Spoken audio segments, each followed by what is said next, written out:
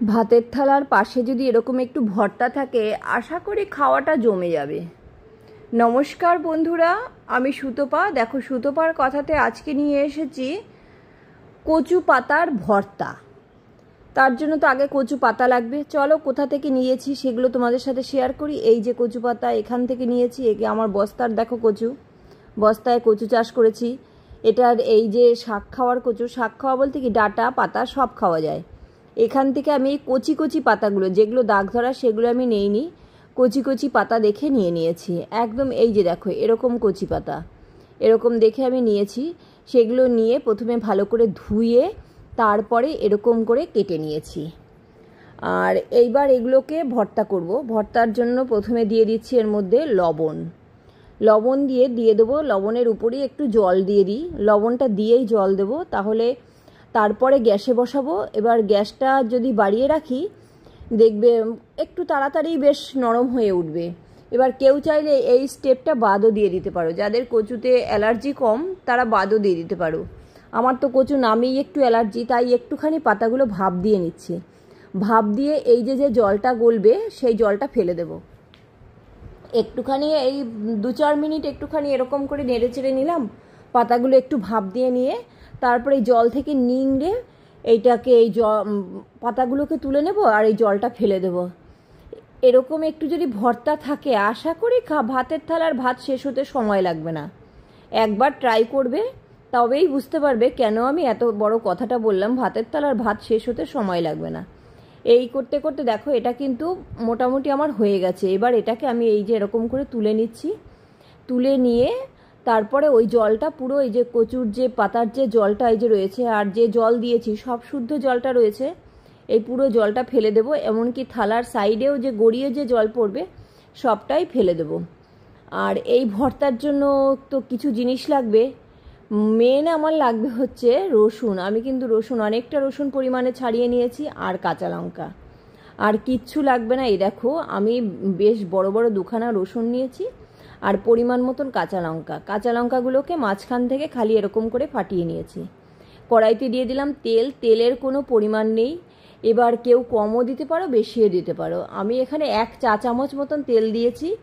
কালো জিরে ফোড়ন দিয়ে দিলাম তেলের মধ্যে, আর দিয়ে দিলাম এই রসুন আর কাঁচা লঙ্কাগুলো। এইবার এইগুলোকে একটু নেড়ে চেড়ে ভাজা ভাজা করব। রসুন কিন্তু সুন্দর করে ভাজবো, একদম রসুনের যতক্ষণ না স্মেল বেরোবে ততক্ষণ ভাজবো। আর এর মধ্যে দিয়ে দিচ্ছি আমি হলুদ, আর একটু লবণ তো লাগবে, কম বেশি লবণটা একটু পরেই দেব। এই যে নাড়তে গিয়ে কচু পাতাগুলো রসুনগুলো মোটামুটি হয়ে গেছে, তখন দেব এই যে কচু পাতাটা দিয়ে দিলাম। আর লবণ যেহেতু আগে দিয়েছি সেই কারণে লবণটা দেব ঠিক হিসাব করে, কারণ পাতা সিদ্ধ হওয়ার সময় কিন্তু লবণ একটু দিয়েছিলাম। হিসাব করে দিতে হবে। আর তারপরে কচু পাতাগুলো দেওয়ার পরে এটাকে ঢাকা দিয়ে রাখলাম। একটু এই সময় গ্যাসটা কমিয়ে ঢাকা দেবো, কারণ পাতাগুলো খুব তাড়াতাড়ি তাহলে নরম হবে। আর একদম কচি কচি পাতা তো নরম হতে আর সময় লাগবে না। আবার নেড়েচেড়ে দিয়ে আবার একটু ঢাকা দিয়ে দিলাম। ঢাকা দিয়ে তারপরে কিছুক্ষণ বাদে, মিনিট 2 বাদে খুলেছি। দেখো পুরো নরম হয়ে গেছে। এইবার এটাকে খুন্তি দিয়ে চেপে চেপে একটু মিশিয়ে নিচ্ছি। মিশিয়ে নিয়ে হ্যাঁ, এই অবস্থায় কিন্তু খেতে পারছি না, খাবো হচ্ছে আরও একটু স্টেপ করতে হবে। 2টো স্টেপ বাকি আছে। এবার সেইটুকুনি করে নিয়ে তারপরে খাওয়া। এইভাবেই ভর্তাটা করে নিই। সেই জন্যই বললাম এই অবস্থায় কিন্তু খেতে আমরা পারছি না। এইবার এই যে খুন্তি দিয়ে খুব ভালো করে নেড়েচেড়ে এটাকে পুরো মিশিয়ে নিচ্ছি। মিশিয়ে নিয়ে এটাকে নামিয়ে নেব। নামিয়ে ঠান্ডা হতে দেব। এই যে দেখো এটা গ্যাসটা অফ করে দিয়েছি। অফ করে কিন্তু আমি মেশাচ্ছি, কেন পাতাগুলো আমার সিদ্ধ হয়ে গেছে পুরো।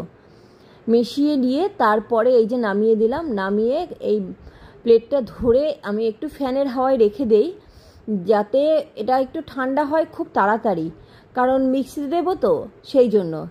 এবার কিছুক্ষণ ফ্যানের হাওয়ায় রেখে তারপরে আমি নিয়ে এসেছি মিক্সির জারের মধ্যে সবটা দিয়ে দিলাম। দিয়ে মিক্সিটা একটু ঘুরিয়ে নেব। প্রথমে একটু ঘুরিয়ে নিয়ে আসে তারপরে একটা স্টেপ আছে, ওই যে বললাম যে 2টো স্টেপ বাকি ছিল, ওইটা করার পরে এই যে দেখো এইটা হচ্ছে মিক্সিতে ঘোরানো একটা স্টেপ, আর একটা স্টেপ বাকি আছে। এই যে যখন কিছুটা ঘুরিয়ে নিয়ে এই অবস্থা হয়ে গেছে তখন দিয়ে দিলাম সর্ষের তেল। এই তেলটা যার যার পরিমাণ মতন, আমি এখানে পুরো 1 টেবিল চামচ মতন তেল দিয়ে দিলাম।